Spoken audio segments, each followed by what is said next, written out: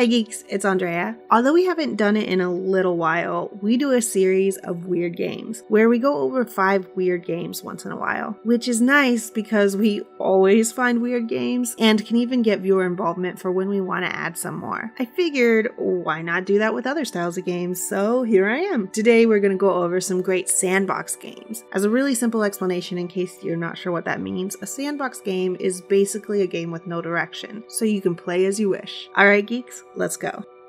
5.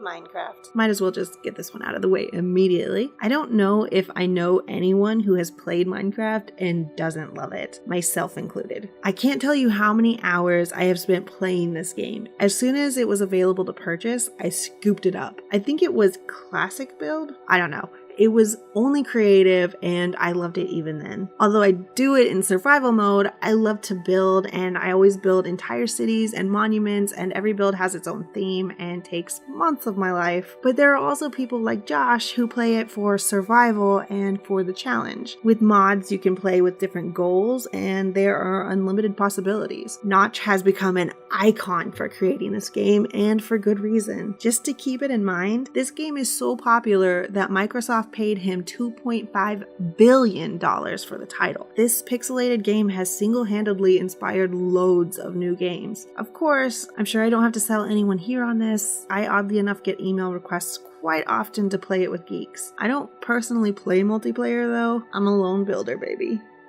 4. Slime Rancher. I'm not sure if we will or not because you see them everywhere, but if we end up doing a best of 2016 video, this will definitely be on it. Slime Rancher came to early access in the beginning of this year, and from the moment I saw it, I have been in love with it. In Slime Rancher, you start out with an empty ranch that you build up and fill with these adorable slime creatures. As you feed creatures, they produce plort, so shiny slime poop. You use this plort to upgrade your ranch and to even feed it to other slimes to produce a Largo mix of the two. I love this game in 2 ways. Of course, the everything is so cute, I think I'm just going to die way, and it has great gameplay to back it up. I really want people to check this out and just so happen to have a key for it, so on Christmas Eve while I'm celebrating Christmas, I will post the key on Twitter for the first person to grab it. I give away games like that on Twitter when I'm in a good mood, so follow on there for that. I'll probably end up giving away more keys for Christmas, we'll just see. 3.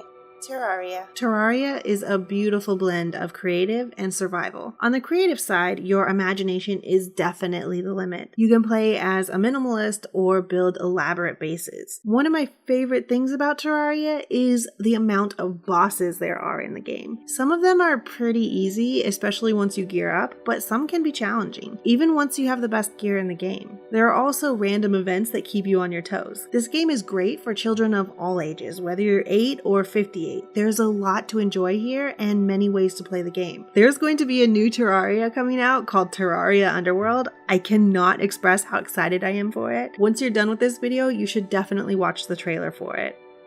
2. The Sims. If you aren't a fan, you might feel like The Sims is just a life simulator, but there's actually a lot to it. You can build your dream home, challenge yourself to build a character from nothing to greatness, or give yourself a ton of simoleons and just have at it. Some people enjoy playing an individual character, but you can also play large families. Though as you add more characters, it can be a bit more work. There are so many directions that you can take this game. If you're wanting to introduce someone special to you to video games, this could be a good place to start. I've known several people that swear up and down they won't play video games, but I get them into this. The price point can get a little steep with all of the expansions and stuff. It's EA, so you kind of expect it, but I would say that The Sims take it several steps further than other EA games do.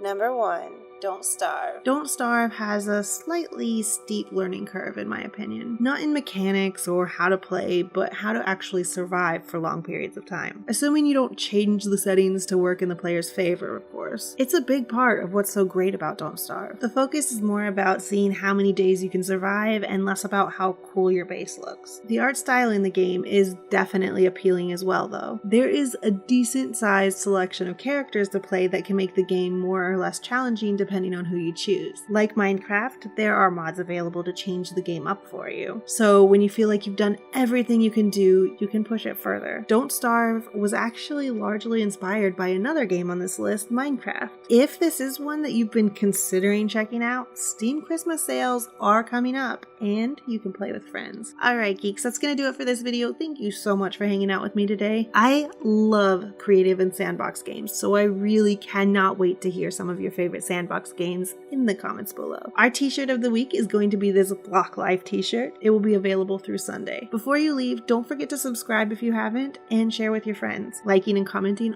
always makes my day. Alright geeks, I will see you next time.